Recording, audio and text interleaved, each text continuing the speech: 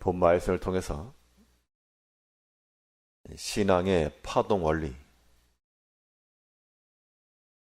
신앙의 파동 원리라는 제목으로 하나님의 말씀 증거하겠습니다. 이 세상에 존재하는 모든 물질은 비록 고정되어 있는 것처럼 보여도 다 움직이고 있습니다. 이 파동을 가지고 있다는 것인데요. 이 사람이 말을 하게 되면 소리를 듣습니다.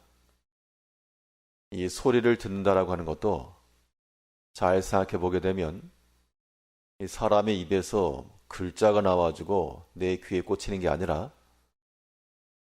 말하는 사람의 입 앞에 있는 공기가 진동을 해서 그 진동이 우리 귀에 들리고 그게 고막에서 또 울려서 듣는 겁니다. 신기한 거죠. 이 소리가 이동하는 속도라고 하는 것은 비행기의 속도보다 빨라서, 그래서 이 소리의 속도만큼의 빠른 속도로 움직이는 것을 음속이라고. 음속 비행기면 굉장히 빠른 것인데 사람의 말도 그만큼의 빠른 속도로 전달되는 겁니다.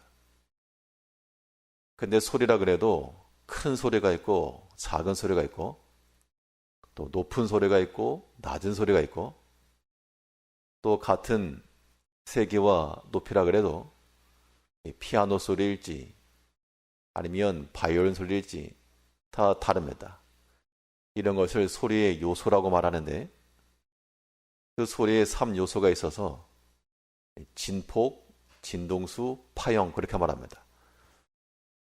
파동의 폭, 위와 아래로 폭이 크면 클수록 큰 소리가 나고 또 작으면 작을수록 약한 소리가 납니다. 이러한 파동이라고 하는 것을 이용해서 에너지를 얻게 되는데 우리가 이 믿음에 있어서도 이러한 파동의 원리를 이해하게 되면 거기서부터 에너지를 얻을 수가 있습니다. 힘을 얻는다는 얘기죠. 그러면 이 신앙에 있어서의 파동 원리 무엇인가? 우리는 순방향의 믿음의 진폭을 키워야 됩니다. 순방향의 믿음의 진폭을 키운다라고 하는 것은 하나님께서 하시는 그 방향으로 최고의 기쁨과 또한 최대의 순종과 또한 최대치의 겸손함을 보여야 됩니다. 하나님께서 우리 가운데 하시는 일에 대해서 가다가 멈추는 게 아니고 가장 최고의 지점까지 하나님께서 우리에게 형통한 날을 주시면 가장 크게 기뻐하고 우리에게 즐거운 것을 주시면 가장 크게 기뻐하며 때로 우리에게 곤고한 때를 주실 때에도 가장 낮은 자리로 가장 깊은 회개로 가장 낮은 겸손함의 자리로 나아가야 됩니다. 이러한 믿음의 폭을 키워나갈 때 큰 힘을 얻는 겁니다. 그래서 오늘 본문에서는 하나님께서 우리에게 형통하게 하실 때 기뻐해라. 또한 공고한 날을 만나게 했을 때 깊이 생각하라 라고 말씀하고 있습니다. 14절에서 형통한 날에는 기뻐하고 곤고한 날에는 생각하라. 하나님이 두 가지를 병행하게 하사 사람으로 그 장래일을 능히 헤아려 알지 못하게 하셨느니라.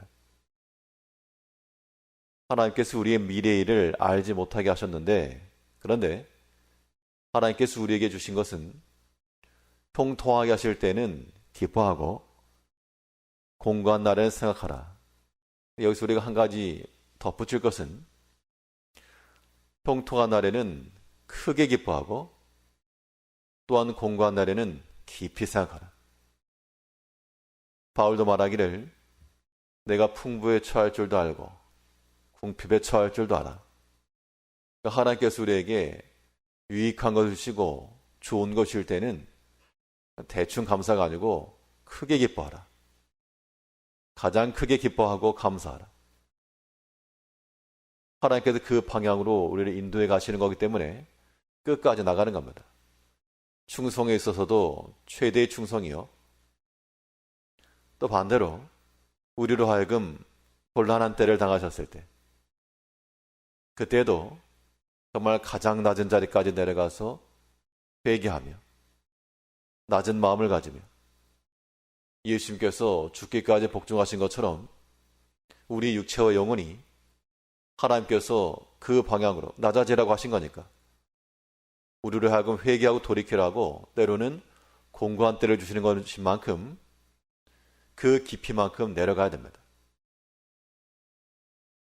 우리가 하나님 앞에 순종한다라고 하는 거 가다가 멈추는 거 아닙니다.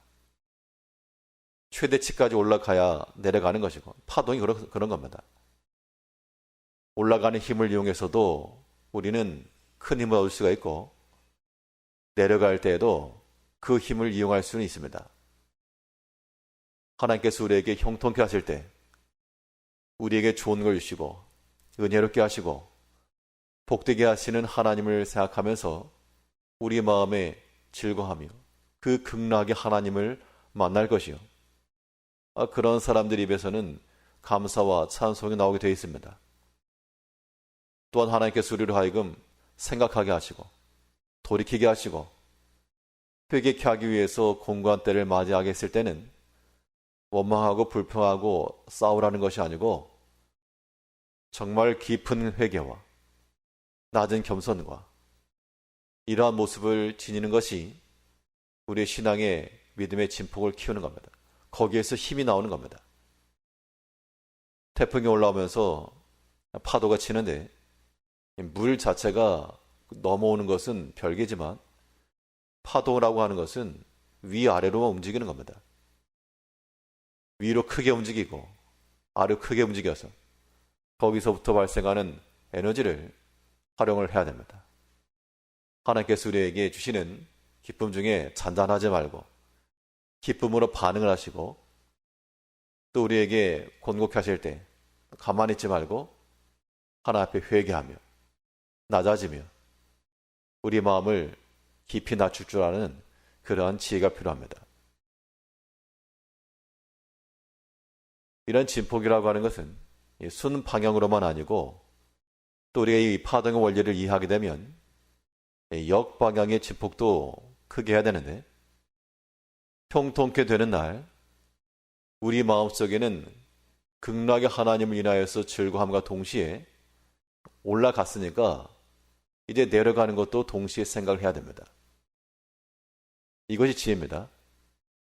그래서 우리는 하나님께서 우리에게 기쁨의 때를 주셨을 때 기뻐하는과 동시에 또한 그 반대 방향도 생각을 하셔야 되고 또 하나님께서 우리에게 곤곡해 하실 때 우리 마음의 아픔과 슬픔과 회개와 겸손이 있음과 동시에 또 하나님 안에서 이러한 소망을 가지고 우리를 하여금 또한 형통케 하시고 즐겁게 하실 하나님을 기대하는 겁니다. 이것이 믿음 안에서 이루어질 일입니다. 이것이 있어야지만 우리 믿음에 큰 힘을 얻는 것이죠. 또 하나님께서 이 두 가지를 병행하셨다 그랬습니다.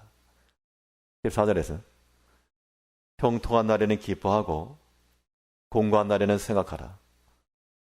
하나님이 이 두 가지를 병행하게 하사 그 사람으로 장래일을 능히 헤아려 알지 못하게 하셨느니라. 그러니까 형통한 날에는 기뻐함과 동시에 또한 공감할 때가 있다. 이 두 가지가 마주보고 있다는 겁니다.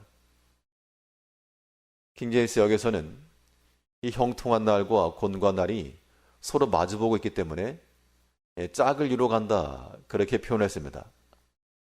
그러므로 우리가 하나님께서 우리에게 기쁨을 주셨을 때 마음의 100%를 기뻐하시고 온전한 찬송과 감사와 즐거운 마음을 가지시는 것이 마땅하고 또 그런 마음 중에서라도 욥이 그랬던 것처럼 그 자녀들을 위해서 잔치를 행할 때 잔치에 즐거움이 있었지만 혹여라도 자녀들이 범죄하였을까 그 다음날이 되면 자녀의 수요대로 번제를 드렸던 그 심정을 가지고 우리에게 즐거움이 있을 때 그에 미치지 못한 자를 생각하면서 또 한편으로는 아파할 줄 알고 또한 그들을 위로할 줄도 알며 또 하나님께서 우리에게 곤감의 때를 주셨을 때는 과도히 슬퍼하거나 낙심만 하지 마시고 이것이 도리어 내게 유익이 되는 것을 찾으시고 하나님께서 또한 복되게 하실 것, 소망 주실 것을 기대하는 마음을 가지고 나가야 됩니다.